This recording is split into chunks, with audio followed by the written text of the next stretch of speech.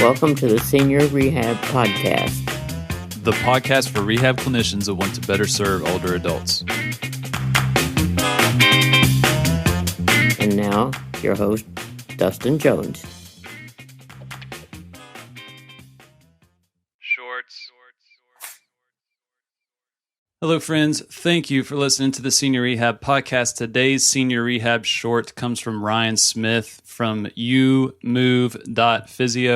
His post is titled, I'm Getting Old. It's true. I'm getting old. We all are. We cannot stop time. What I've attempted to abolish from my vocabulary is the phrase, I feel old today.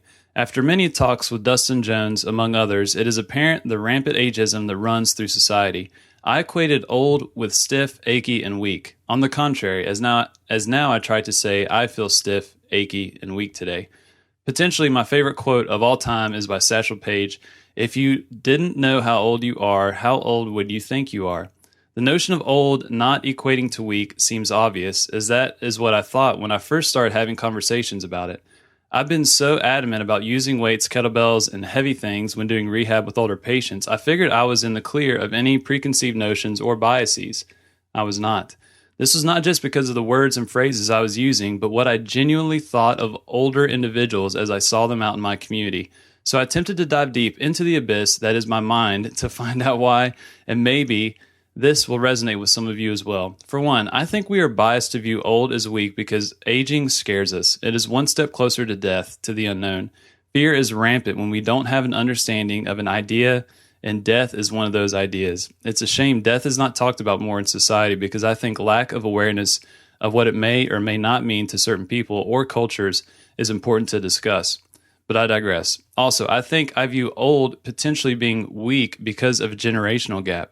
Our understanding of fitness and healthy lifestyle has changed drastically in the last 25 years of my experience or existence. Older generations are ones that grew up with soda products as being new and the hazards of smoking not quite realized yet, to name a few things that we have discovered. Now my generation gets a benefit of seeing the downfall of mass consumption of both of those products and has the ability to alter their course. Thus, maybe our knowledge of this makes us, and myself, think differently of the older generations who have not changed their own course with the new knowledge on lifestyle choices. Let me be clear, even my own generation, who has every ability to understand what mass consumption of certain products can do to the body and mind, does not care and continues on a path that we know is associated with poor quality of life and morbidities. Again, I digress. Damn, I'm doing that a lot today.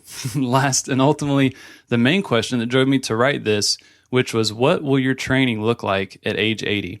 Is that I am scared that I won't be able to do the things that I once was able to do.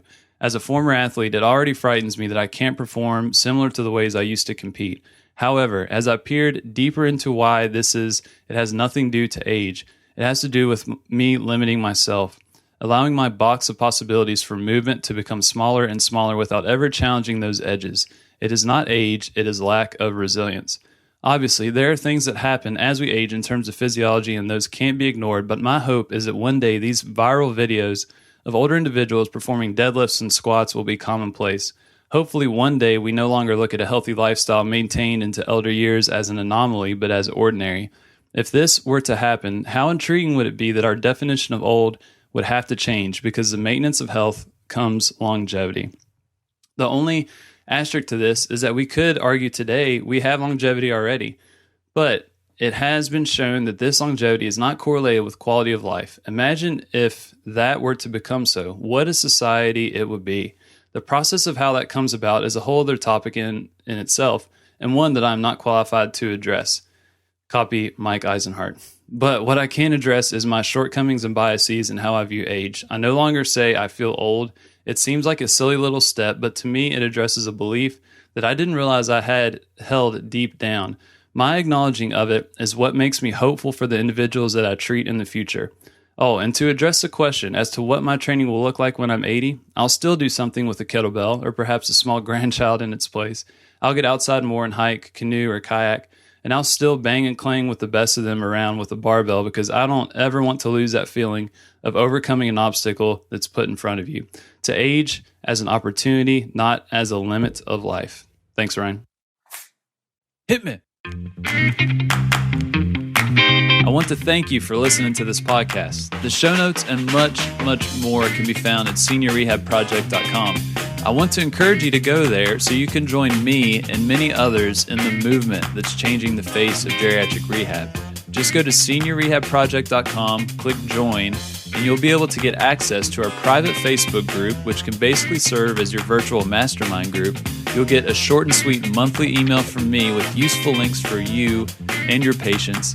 And lastly, you'll get 10% off your first purchase from the Senior Rehab store. So all of this can be found at seniorrehabproject.com. And until next time, my friends, do not forget to stay funky.